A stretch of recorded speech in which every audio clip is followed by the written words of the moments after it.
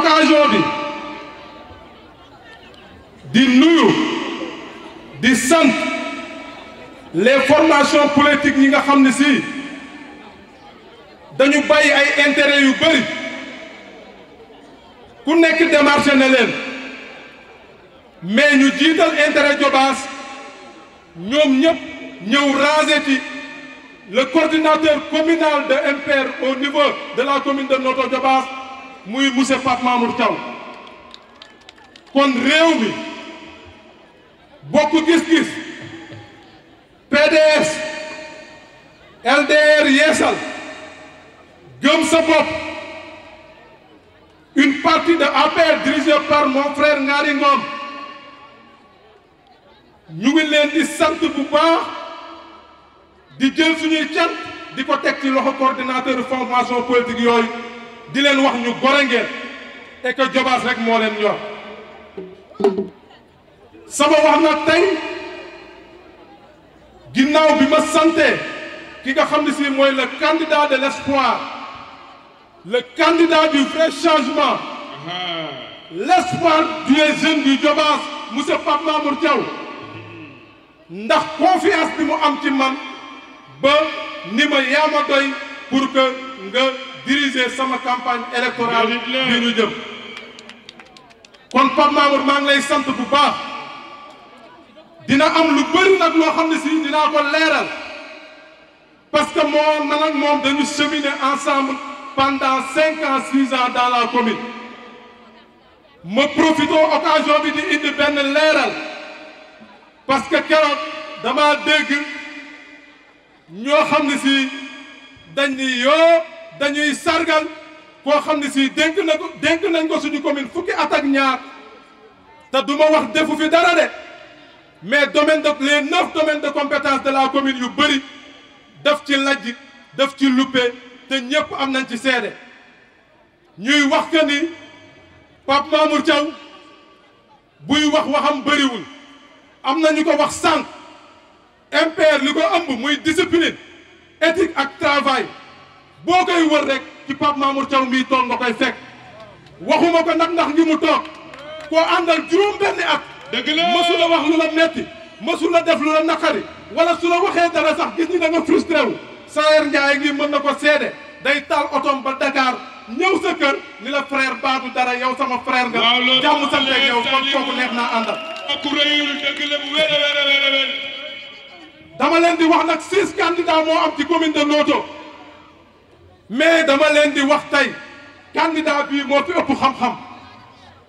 école Maris bii la jàngee am bac scientifique am muy bac S dem Sorbonne en France am fa diplôme yi gën a kawe retourné ñëw Polytechnique bu Dakar def fa ay jàngaat yoo xam ne jàng nañu diriger entreprise soxlawul liggéeyal papaam soxlawul liggéey kenn mu ni damay demal sama bopp ber entreprise am. c'est un jeune dynamique un jeune responsable un jeune très engagé jeune boo xam ne si dafa am courage former propre entreprise am di liggéey kon tey su ñëwee ni nañ ko jàppale ci commune de Notto Diobass man dinaa ci sawar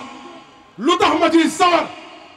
yaakaar naa ni lépp lu mu def ci wàllu éducation ci njàng mi bokk naa ci ñi mu fay yónni il finançait 6 millions par année étudiants yi seen logement di jëlal yeneen amical ay chambre di leen indil denrée alimentaire amical yi ku xewle mu dem fa kon kooku tey mu ngi def rôle maire suñ ko dénkee commune bi incha allah dina ci def lu raw loolu dinaa dugg nag ci programme bi en détail parce que c'est le seul et le unique candidat qui a présenté un programme très clair un programme réalisable ci biir programme boobu defu ko par hasard dafa former benn équipe polyvalente ni leen sillonné leen la Diobass weekend mu ñëw ànd ak ñoom taataan naqaru askan bi taataan coono askan bi ba xam lan moo metti Diobass mu tëgg ko ci benn plan de développement local résumé loolu def ko un programme muy un programme clair un programme réalisable en 5 ans incha allah buñ ko falee ci commune bi ci programme boobu dugg na ci li ñuy wax santé muy wér-gi-yaram parce que ñëpp xam nañ ni wér-gi-yaram moo jiitu lépp tey monsieur Pape Mamour Thiaw le candidat de la coalition And Dekkal Yaakaar le candidat sous la bannière de MPR en marche pour la renaissance du Sénégal nee na su ngeen ko dénkee commune bi incha allah xam nañ ni 5 postes de santé moo am Notto Diobass mais poste de santé 5 postes de santé moo am Notto Diobass mais ambulance yi fi amakus néew ñu jëlee ko suñu xaalis kenn mayu ñu ko de suñu xaalis suñu budget maire yi lañ ko jëlee jënd ko yóbbu ko ci ay kër muy fanaan nee na su ñëwee dina fexe poste de santé yëpp ambulance yi di fa gaare ku am jafe-jafe mu jël si ñëpp xam nañ ni poste de santé yi nekk Notto Diobass yéen a fay dem yéen jigéen ñi surtout yéen a ci gën a sonn dafa nekk en situation de délabrement avancé Pape Mamour Thiaw incha allah le 23 bu ngeen ko dénkee commune bi dina réhabiliter poste de santé yëpp def ko des postes de santé modernes même su mënee demander ci yenn secteurs yi parce que commune buy def 67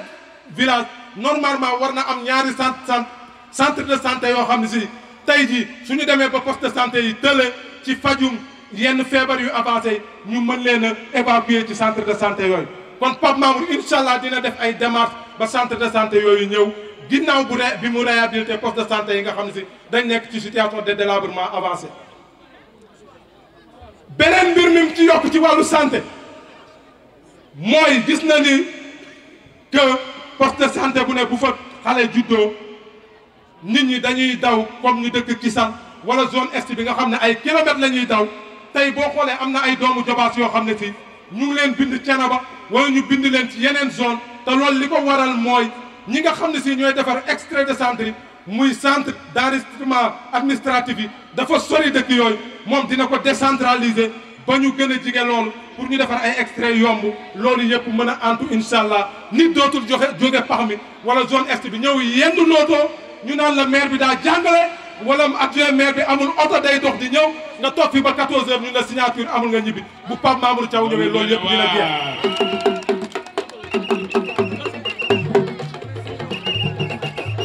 deuxième point bi may dugg mooy wàllu élevage parce que ku wax Diobass wax élevage wax agriculture ay baykat fi dëkk ay càmm fi dëkk may profito ci occasion bi di massawu les éleveurs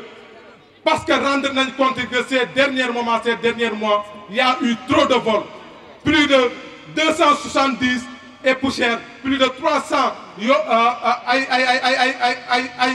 xar ak ay nag ak yeneen suuf yoo xam ne si nit ñi sàcc nañ ko ci Diobass te loolu dañ ciy profito massawu éleveurs yooyu parce que nga jël sa ñax di sonn di defar ba heure bi nit jël ko loolu dafa metti te Pape Mamour Thiaw nee na bu ñëwee incha allah dina collaborer avec les zones de sécurité ba li nga xam ne si mooy le vol de bétail dina wàññeeku Diobass incha allah. beneen mbir mi dina subventionné li nga xam ne si mooy vaccin yi ak li nga xam ne si mooy aliment de bétail yi ba sàmm yi mën a xont seen jur gi parce que xam nañ ni aliment de bétail léegi dafa metti vaccin yi dafa cher te jur gi dañoo war a am wér-gi-yaram pour que éleveurs yi mën a am ay sujets yoo xam ne si sujets yu mucc ayib lañ. beneen mbir mi tamit xam nañ ni actuellement sàmm yi dañu am problème zone de pâturage mooy fi ñuy sàmmee incha allah bu ñëwee dina jéem a defar zone yoo xam ne si dañ fay sàmm ba du jotee dara fi baykat yi bay sàmm yi mën a am fu ñuy sàmmee am seen autonomie du ñu am benn jafe-jafe incha allah. troisième point bi nga xam ne ci wàllu agriculture le futur maire Pape Mamour Thiaw nee na bu ñu ko joxee commune bi dina jënd ay tracteurs yoo xam ne si daf koy teg ci différents points yi tracteurs yooyu benn baykat bu ko soxlaa incha allah ci carburant bi rek lay participer mais dañ ko koy jox gratuite mu dem riji toolam parce que ñëpp xam nañu léegi bay dafa laaj ay moyens. beneen point bi mooy baykat yi ñuy utiliser sama frère Aliou Faye wax na ko sànq muy li xew ci pax mi ñu jël seeni suuf la xewante Mbombay 130 hectares te kenn defu ko moo koy def te suuf soosu lay bañ ku ko tudd dinaa ko répéter sama propre frère dem na teeg moom tribunal ndax suuf soosu la tudd te suuf si nekk ci àll bi yëpp saaxee na ko moo tax tey bu taxawee naan Pape Mamour bu ñëwee seen suuf léegi loolu ay waxi kese la suuf desatul Diobass 2500 hectares moo des dans le pax mi te yooyu dañ ko affecté woon ce qu'on appelle le DAT nangu suufu jàmbur yi hypothèque ko pendant 3 ans ou 4 ans borom mënuñu cee bay ñu naan dañuy xaar DAT boo xam ne ba léegi amul financement Pape Mamour bu ñëwee suufu kuñ fi nangu woon dina ko topp procédure yi ba désaffecté ko delloo ko seen i borom nekk ay entrepreneur agricole au lieu des ouvriers agricoles ci wàllu éducation laay dugg muy jàng ak jàngale mu nekk lu am importance Inch'Allah le maire Pape Mamour Thiaw bu ñëwee dina réhabiliter les salles de classe yi nga xam ne si moom moo nekk ci école yi ba suñu doom yi mën a jàng ci anam boo xam ne anam bu mucc ayib la. dina def tamit ay dotation fourniture ñëpp xam nañu ay fourniture scolaire dafa cher bu soobee yàlla bu Pape Mamour Thiaw faloo le 23 Inch'Allah dina def ay dotation fourniture ba fourniture yooyu dina yu bëri dina ci wàcc waajur yi gën a oyof ci ñoom. beneen mbir mu am solo bu mu wax te loolu damay jàpp ne peut-être day gën a yokku rek mais ci la nekkoon parce que bu ñu waxee ñu ni Pape Mamour Thiaw l'ami des étudiants fu étudiants yi fekk mës na leen faa fekk nee na su toogee ki nga xam ne si dafi nekk yor subvention étudiants yi war di ko joxe di topp ba étudiants yi di def conférence de presse dama leen di wax bi mu fi faloo fukki at ak ñaar ba léegi benn appartement 150 000 la fi jël ñaari léegi pupus la étudiant bu nekk di fa def 50 personnes Pape Mamour Thiaw jël appartement di ci fay 225 000 di leen jox di leen jox ravitaillement di leen toppatoo di dem di leen nemmiku kon kooku suñu budget la yor jëlu fi lu dul appartement 150 000 Pape Mamour Thiaw bu faloo les différentes universités yi nekk ci Sénégal Inch'Allah dina leen jox ay subventions yu mag wutal leen ay logement parce que je vous rappelle que jël na logement Dakar jël logement Ziguinchor pendant des années boole ko di dimbali les étudiants de Thiès de Saint-Louis et yéen ak autres étudiants yi nga xam ne si ñoo nekk dans les différentes universités du Sénégal. li may wax nii nag dama koy wax ay chiffres yu leer la étudiants yaa ngi fi toog di ma déglu loo xam ne la kenn inventé wu ko daf ko def di leen topp te faluñu ko maire kon ñun jàpp nañ ni ndomba tànk bi la amul woon mais tey moom mooy jouer le rôle du maire dans la commune. donc étudiants yi sama rakk étudiants yi bureau bu bees bi ñëw na fi avant-hier ma rencontré ko man ak Pape Mamour ak suñuy naataango suñuy rakk la ñu jox nañ leen conseil mais nous vous lançons un appel les étudiants ngeen jël seen courage parce que li ñuy wax xañe ñàkk péete day xañe cër imam Mor Niass dama dem wax naan li muy xañe cër moom moo ci gën a tuuti kon les étudiants jël leen seen courage ngeen ñëw derrière le candidat Pape Mamour ngeen mën a ànd ak moom ngeen liggéey Pape Mamour nag programme am bi ci les 9 domaines de compétence yépp la ko tëgg dama dem résumé accès yi ci gën a am solo rek. muy wàllu éducation santé agriculture ak élevage. waaw daa mel ni xale baa ngi bëgg a màgg nag xale bi formé ay jigéen lu mat 65 villages ne leen bu ko tuumalee a gis ngeen dem Thiès di footaani di ñëw du ma leen di former accompagner leen ci financement yaakaar naa xale màgg na ndax xale boobu yaakaar naa ne bu fekkee dafa am guy gu ñu jàpp ne moo nekk ci Diobass am na ku ko yëngal te dama bëgg ngeen tàcc bu baax ki yëngal guyu Diobass dama bëgg ngeen tàcc bu baax ki yëngal guyu Diobass la tax mu yëngal ko xam ngeen ko la tax mu yëngal ko mooy am na yar am na teggin am na njàng mën na liggéey waaye bëgg na Diobass ngeen tàcc ko bu baax mooy le candidat de l'espoir Pape Mamour Thiaw mon frère. Mon cher parent ainsi que toute la famille Thiaw ainsi que toute la famille de Kër Sadaro et 7 villages environnants ainsi que toute le Diobass, vous avez de quoi être fiers de notre candidat le jeune maire le candidat de l'espoir Pape Mamour Thiaw. kon nañ xam ni dañ ñu newoon ay jamono duñu nax yàlla wësëg sant ñu sante ko yàlla ndax am na fu ñu newoon bañ fa jógee ñëw Diobass fan ci lañ dëkk am ka ñu àndal ba ñuy ànd ak moom tam ànd nañu moom ci fulla ak fayda ak ngor waaye jàppoon nag dafa bëgg Diobass ni ñu ko bëggee ñu jéem ak moom fa mu mujjee yéen ñëpp xam nga ko ñu war a toog nag xalaat xam ne dañoo jëm ci élection locale nekk ay élection gox-goxaat ñu xam ne destiné Diobass nag waratul nekk destiné Diobass boo xam ne dañuy jëlee ndox fii ci Diobass mu servir tout le Sénégal sans le Diobass ñu dokk ci destiné boo xam toll ci Diobass boo xam ne dootuñ am maire boo xam ne day jaxase xelu nit ñi di dugal ci biir xelu nit ñi séeréer olof bi séeréer ak olof amul Diobass doomu Diobass bu am Diobass te yaakaar naa ne yéen ñëpp dëkk yëpp la ñuy def les 67 villages parfois dama naan sax est-ce que Baye Ndione dëkkul ci séeréer si parfois dama naan est-ce que Baye Ndione dëkkul ci séeréer si am na sax ñu ma ciy naan xam naa dinaa sàcc wax ko ndax Baye Dione dina ñëw ci caravane yi ren ndax namm nañ ko nag ndax namm nañ ko yéen a ko wax wala waxoo leen ko def naa yéen a ko doon wax kon moo ngi nii ma wax seen yóbbante ba ñuy def porte à porte dañ la doon demandé parce que xam nañ ne yow Diobass xamoo séeréer amoo wolof waaye li ci gën a am solo mu nekk tey li nga xam ne moom moo ñu neex Baye Dione ku ne xam na ni Diobass ji séeréer laa ñun ñëpp nañ waxante dëgg am na ñoo xam ne bu ñu amee salaire bu weer ñu war koo fayeeku 6 mois duñu bëgg ci seen doom xam Diobass te xam ngeen ni dëgg la am na ñoo xam ne bu leen yàlla wërsëgalee duñu bëgg ci seen i njaboot jaxasoog Diobass